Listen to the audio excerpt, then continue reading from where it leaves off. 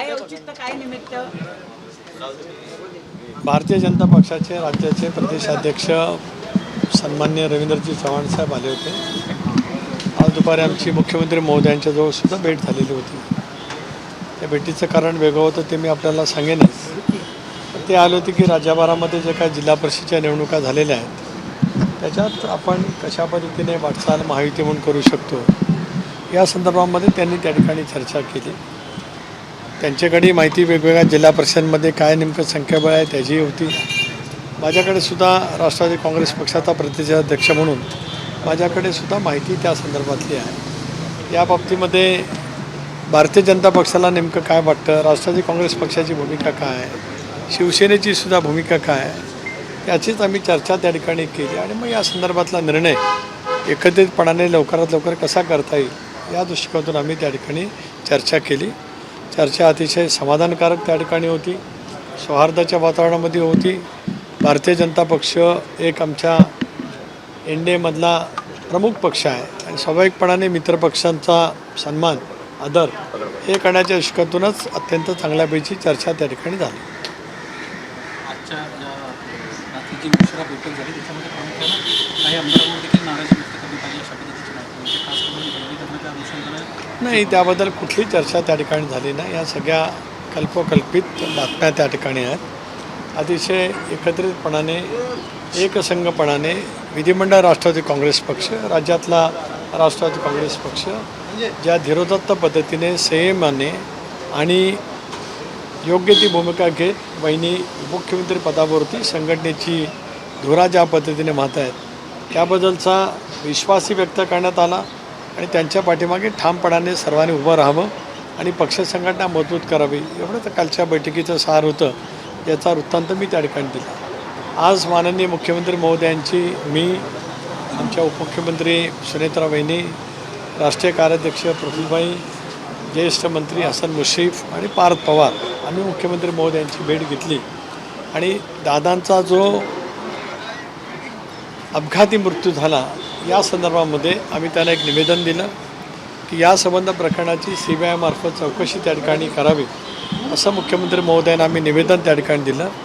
मुख्यमंत्र्यांनी आम्हाला आश्वस्त केलं की उद्या केंद्रीय गृहमंत्र्यांच्याकडे राज्य सरकारच्याकडनं या संदर्भामध्ये पत्रव्यवहार केला जाईल आणि ही सगळी चौकशी राष्ट्रवादी काँग्रेस पक्ष CBIच्या मार्फत जी काही करू इच्छित आहे त्या संदर्भात त्यांच्याकडनं मुख्यमंत्री या नात्याने पावलं उचलली जाणार आहे। सर, एक चर्चा अशी आहे की CBIपेक्षा सुद्धा की त्यांच्याशी संबंधित जी यंत्रणा आहे का सामायिक उड्डाणपट्टीशी संबंधित त्या यंत्रणेवर प्रामुख्याने चौकशी केली पाहिजे। जसं की जगभरामध्ये ज्या काही बेस्ट ऑफ बेस्ट कंपन्या आहेत सर्च मार्केट करणाऱ्या या संदर्भात त्यांची मदत घ्यावी असं काही आपण सजेशन एक तर नक्कीच आहे, वारंवार आम्ही या बाबतीमध्ये बोलत आलो। ज्या दिवशी दुर्दैवी घटना घडली त्या दिवशीच त्या खात्याचे केंद्रीय मंत्री नायडूजी आज तिथं होते, मुरलीधर मोहोळजी सुद्धा होते। त्याच्यामुळे एक स्वायत्त संस्था अशा पद्धतीच्या दुर्दैवी विमान अपघाताच्या संदर्भात भारत सरकारने यापूर्वी नेमलेली आहे। त्या स्वायत्त यंत्रणेने तपास त्या ठिकाणी सुरू केल्याचं त्यांनी त्या ठिकाणी घोषित केलं। मुख्यमंत्री महोदयांनी सुद्धा CIDच्या मार्फत तपास करावा असं सुद्धा त्या ठिकाणी आदेश दिलेले आहेत। हे आहे त्याच्यामुळे स्वायत्त यंत्रणाही तपास करेल, पण CBI तपास करत असताना आणखीन व्यापकतेने तपास त्या ठिकाणी होऊ शकतो।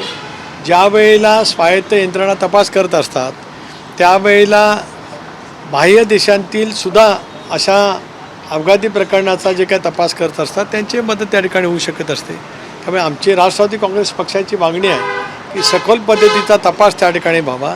या संदर्भामध्ये जे जे काही मुद्दे उपस्थित होतात त्या मुद्द्यासह तपास त्या ठिकाणी केला जावा आणि हा तपासाचा निष्कर्ष लवकरात लवकर राज्यातल्या नव्हे तर देशाच्या जनतेसमोर आणावा ही राष्ट्रवादी काँग्रेस पक्षाची प्रामुख्याने भूमिका होती। म्हणूनच उपमुख्यमंत्री म्हणून वहिनी प्रफुल्लभाई, मी स्वतः प्रदेशाध्यक्ष म्हणून मुश्रीफजी आणि पार्थ आम्ही आज मुख्यमंत्री महोदयांशी भेट घेतली आणि प्रदीर्घ चर्चा त्या ठिकाणी। साहेब, तुम्ही अनेक वर्षी कॅबिनेट मंत्री होता, आता झिरवळांचं जे प्रकरण झालेलं आहे तुम्ही तुमच्या मंत्र्यांना काय सल्ला द्याल? कारण की अशा स्वरूपामध्ये मंत्रालयात एक अधिकारी त्यांच्या डिपार्टमेंटमधला कार्याचं सापडणं ही शेवटी प्रशासकीय तर बाब आहेच आहे, पण त्या मंत्र्याची, त्या शासनाची किंवा पक्षाची सगळ्यांची प्रतिमा मलिन करणारी गोष्ट आहे। प्रतिमा निश्चित मलिन होते। त्याच्यामुळेच आपल्या कार्यालयामध्ये नेमला जाणारा स्टाफ हा सुद्धा चिकित्सा करूनच त्या ठिकाणी नेमला जावा आणि स्पष्टपणाची सूचना मंत्री म्हणून मंत्री कार्यालयाकडे गेलीच पाहिजे की अशापैकी कुठली गोष्ट खपून घेतली जाणार नाही. त्याची खबरदारी सर्वांनीच घेतली पाहिजे, कारण शेवटी अशा घटना ज्या वेळेला घडत असतात त्याच्यामुळे सरकारच्या प्रतिमेवरती परिणाम होत असतो, ज्या मंत्र्यांच्या अखत्यारीमध्ये ती बाब येते त्यांच्याही प्रतिमेवरती परिणाम त्या ठिकाणी होत असतो. या दृष्टिकोनातून आम्ही त्यांच्याशी चर्चा केलेली आहे आणि इतरही सर्वांनाच त्या पद्धतीच्या सूचना दिलेल्या आहेत. धन्यवाद. अल्पसंख्याक खात्याचा तिकडे विषय अल्पसंख्याक खात्याचा पण विषय सध्या चर्चेत आहे. बहिणीशी तुमची चर्चा नक्कीच झाली असेल. अधिकाऱ्यांवर कारवाई झाली पाहिजे किंवा चौकशी झाली पाहिजे अशी एक मागणी तर त्यांच्या सह्या आहेत आणि पवारांच्या त्यावर सह्याच नाही. स्पष्टपणानेच आहे, राज्याचा रूल्स ऑफ बिझनेस जे नियमावली सांगतो त्या पद्धतीने कुठलाही निर्णय हा मंत्री महोदयांच्या स्वाक्षरीशिवाय सरकारी होत नसतो. अशा वेळेला ज्यांनी कोणी असे आदेश काढलेले त्याची चौकशी व्हावी, त्यांच्यावरती कारवाई केलीच गेली पाहिजे. वहिनीसुद्धा त्या संदर्भामध्ये उपमुख्यमंत्री म्हणून आणि त्या विभागाचा पदभार त्यांच्याकडे असल्यामुळे तशाच पैशासुद्धा त्या ठिकाणी दिलेल्या आहेत. धन्यवाद.